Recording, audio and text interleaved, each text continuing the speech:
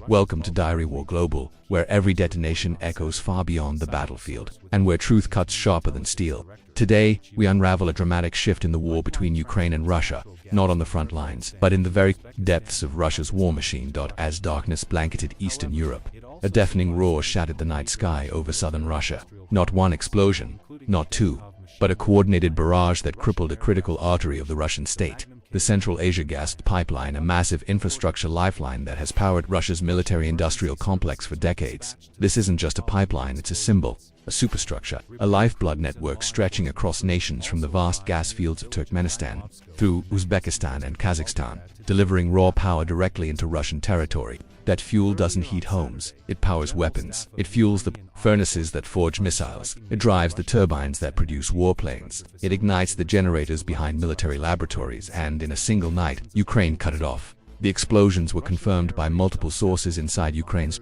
Defense Directorate. Emergency units, police, and military engineers rushed to the blast site, a remote location near the village of Dynamovsko in Russia's Volgograd region. But what they found wasn't just damage, it was devastation. Fire engulfed the land, hissing and screaming from the underground gas lines that once fed the engines of war. The energy flow halted, and with it, a chain reaction had begun just hours later. Ukraine revealed the second phase of its boldest operation yet, a drone assault campaign across multiple deep strike targets inside Russian territory. Not random, not symbolic, these were surgical hits, timed with precision, and focused on crippling the very machinery of war. The first target, the Primorsko-Akhtarsk airbase, situated on the shores of the Sea of Azov, once considered untouchable. This base has been the primary launch point for Russia's Iranian-made Shape drones, deadly kamikaze aircraft that have devastated Ukrainian cities for months. But this time, the hunter became the hunted. Ukrainian drones, long-range, autonomous, near-silent, infiltrated the base's airspace and struck its core. Storage depots ignited, launch equipment incinerated, surveillance imagery confirmed flames leaping into the sky, thick black smoke billowing over the coastline, a key operational hub of Russia's drone war, reduced to ash. Then, Elektropriber in Penza, an unassuming name for a facility responsible for building the backbone of Russia's digital warfare systems. There, engineers crafted targeting modules for precision weapons, radar systems for jets, control boards for armored vehicles, and guidance tech for satellites. In the silence of the early morning, Ukrainian drones swooped down and struck without mercy. Explosions lit up the city's horizon. The sound was unmistakable, the message even more so. Nowhere is safe. Eyewitnesses described windows shattering from miles away. The plant's upper levels, where the most advanced electronics were stored, were engulfed in flame. According to security officials, entire production lines are believed to be destroyed, and perhaps most damning, Ukrainian intelligence confirms the facility was working on classified prototypes for Russia's next-generation missile. Guidance tech gone, burned, gone, but this was merely the beginning. The most catastrophic blow came with a strike on Radiod, a top-secret facility nestled deep within the Russian defense complex.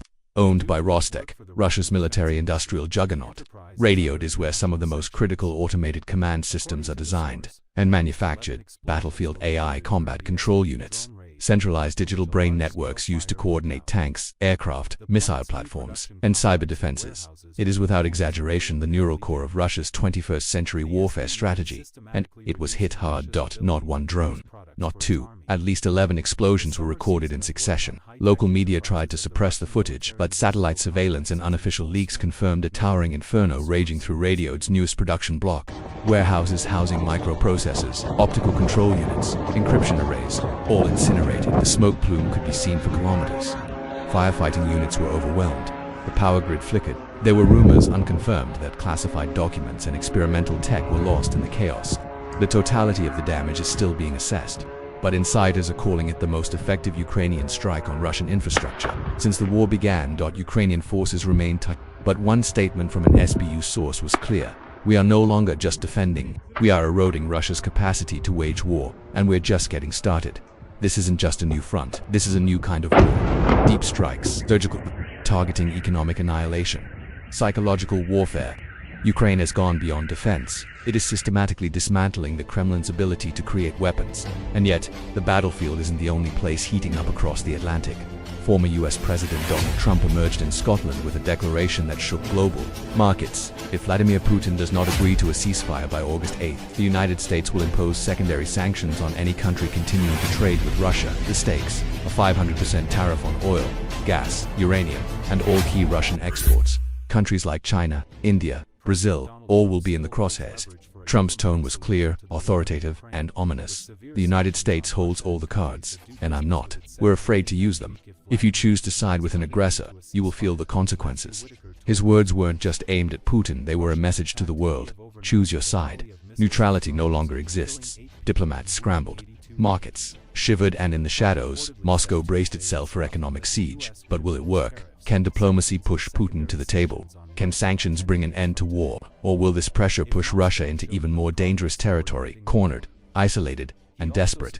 Because as one analyst put it, this isn't just the collapse of supply chains, it's the slow implosion of a war engine. And so the world holds its breath. One night, one strike, one bold campaign has revealed a terrifying truth. Ukraine is no longer just fighting for survival. It's hunting the empire that tried to crush it. Factories burn, pipelines rupture, command centers fall silent. The front lines are no longer drawn on maps. They're etched into the digital cores of war industries and global economies. This is asymmetric warfare at full scale. This is the modern battlefield. This is the beginning of a new phase, and the world will never look the same again. Thank you for watching Diary War Global, the front line of truth, where every operation is exposed and every silence shattered. If this story opened your eyes, like it did ours, don't forget to like, share, and subscribe. Because in this war, information is power, and we promise, the next chapter will be even more explosive. Until then, stay alert, stay brave, and stay with us, where history is being written in fire. Both sides are going to have to come to the table. Both sides are going to have to get a deal that is most likely not exactly their perfect scenario, but at the same time, the killing needs to end. Whitaker said he's not concerned that severe sanctions against Russia and countries that do business with it, such as China, would drive the two U.S. adversaries closer. We hold all the cards as the United States of America, Whitaker said. And most importantly, Donald Trump holds all the cards. This isn't the last option that he has. If China and Russia want to join the world that follows the rules, does not invade other countries, does not kill and wreak havoc, then they're more than welcome to. But this needs to end, and China needs to quit helping Russia continue this war, and Russia needs to quit prosecuting this war. They need to come to the table, and it needs to end. It's been going over for 3 years, and nothing has changed on the battlefield. And hundreds of soldiers every single day are dying.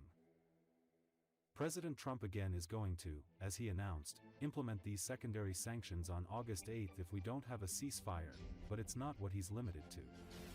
President Trump continues to have options available to him, and he'll use those if he deems necessary.